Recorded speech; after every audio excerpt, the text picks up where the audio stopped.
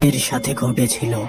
আজকের বিশেষ প্রশ্ন, তোমরা কি কেউ কখনো একা কবরস্থান বা শ্মশানে গিয়েছো আর সেখানে কোনো অস্বাভাবিক ঘটনা ঘটেছিল?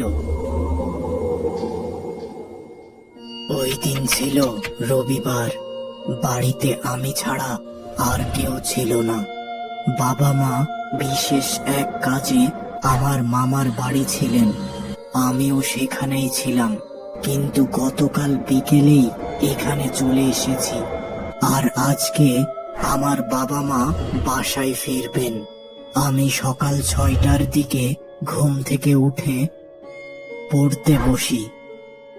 পড়াশোনা শেষে রান্নাঘরে যেয়ে ভাত রান্না করলাম এবং ফ্রিজের তরকারি দিয়ে খাওয়া দাওয়া শেষ করলাম।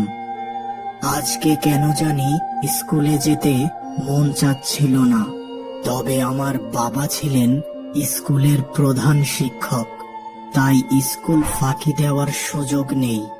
অনিচ্ছা সত্ত্বেও এবার আমার নিজের সাইকেল নিয়ে স্কুলের দিকে রওনা হলাম। পথে আমার বন্ধু শাওনের বাড়ি গেলাম একসাথে স্কুলে যাওয়ার জন্য, কিন্তু ওদের বাড়ি যেয়ে ওর কোনো সাড়া পেলাম না। ভাবলাম সে হয়তো আগেই স্কুলে চলে গেছে, তাই এবার একাই স্কুলের দিকে রওনা দিলাম। স্কুলে পৌঁছে একদম হতবাক হয়ে গেলাম। দেখলাম প্রধান দরজায় বড় এক তালা ঝুলছে, অথচ আজকে কিন্তু স্কুল বন্ধ নেই। তাহলে কি এখনো স্কুলে কেউ আসেনি? এবার আমি ইমনদার জন্য অপেক্ষা করতে লাগলাম। তিনি ছিলেন আমাদের স্কুলের দপ্তরে। এই তালার চাবি তার কাছেই আছে। এদিকে এই স্কুলের সামনে একা দাঁড়িয়ে থাকতে আমার বেশ ভয় করছিল, কারণ এই স্কুলের পাশেই আছে একটি কবরস্থান। কি একটা মনে হতেই আমি তালার দিকে এগিয়ে গেলাম, আর এমন সময় হঠাৎ এক দমকা হাওয়ায় তালাটি খুলে গেল, আর সেই সাথে মনে হলো কেউ আমার পিছন দিয়ে হেঁটে গেল। দ্রুত পিছনে তাকিয়ে কিন্তু কাউকেই দেখতে পেলাম না। কিছু সময়ের মধ্যেই ইমনদা এসে উপস্থিত হলো। তাকে দেখে আমি জিজ্ঞাসা করলাম, কি ইমনদা, গেটে কিভাবে তালা লাগিয়েছিলে? একটু বাতাস হতেই খুলে গেল। ইমনদা কিন্তু কোনো জবাব দিল না। সে সোজা স্কুলের ভেতর প্রবেশ করলো। আমি খুব অবাক হলাম। এবার আমি আমার শ্রেণীকক্ষের উদ্দেশ্যে রওনা দিলাম। অনেক সময় ধরে একা শ্রেণীকক্ষে বসে থাকলাম, কিন্তু কেউ আসলো না। এবার আমি আমাদের স্কুলের বাগানে গেলাম এবং সেখানে দেখলাম ইমনদা মাটি খোঁড়াখুড়ি করছেন। আমি তার কাছে যেয়ে জিজ্ঞাসা করলাম, কি হলো, এখনো কেউ স্কুলে আসছে না কেন? আজকে কি স্কুল বন্ধ নাকি?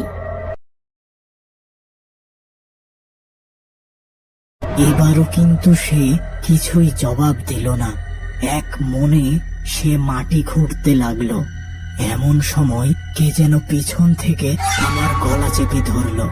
খুব কষ্টে গলা ছাড়িয়ে আমি পিছনে তাকালাম, কিন্তু সেখানে কাউকেই দেখতে পেলাম না।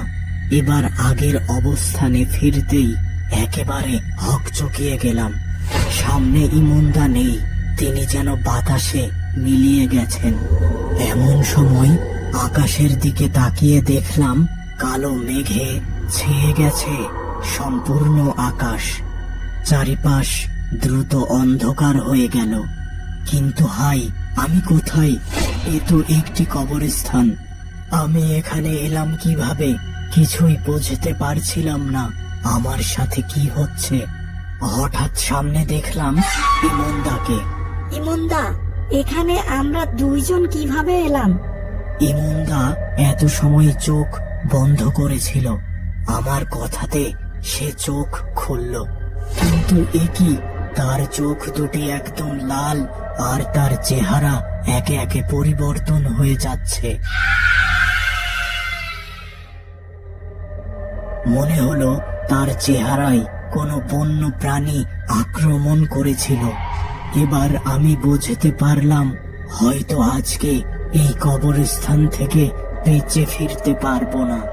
আমি চোখ বন্ধ করে ঈশ্বরের নাম জপতে শুরু করলাম এবং আমার মনে হচ্ছিল আমার সমস্ত শরীর যেন নিস্তেজ হয়ে যাচ্ছে, আর এভাবে আমি সেখানে অজ্ঞান হয়ে যাই। জ্ঞান ফিরতেই আমি নিজেকে হাসপাতালের বিছানায় পেলাম। মা বাবা সামনে দাঁড়িয়ে আছেন।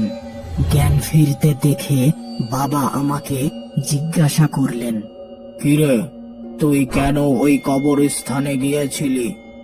আমি বাবার কথার উত্তর না দিয়ে কেবল বললাম, আমি এই হাসপাতালে কিভাবে আসলাম? এক ব্যক্তি আমাদের স্কুলের পাশের কবরস্থানের রাস্তা দিয়ে যাচ্ছিল এবং তোকে একটি কবরের পাশে পড়ে থাকতে দেখে এই হাসপাতালে নিয়ে আসে। আর ওই ব্যক্তিটির নাম হলো রাজেশ।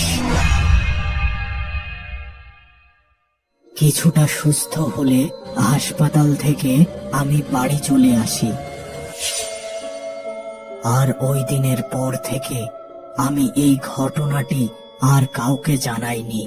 তবে ওই কবরস্থানের কথা মনে হলে এখনো আমি মাঝে মাঝে অজ্ঞান হয়ে যাই।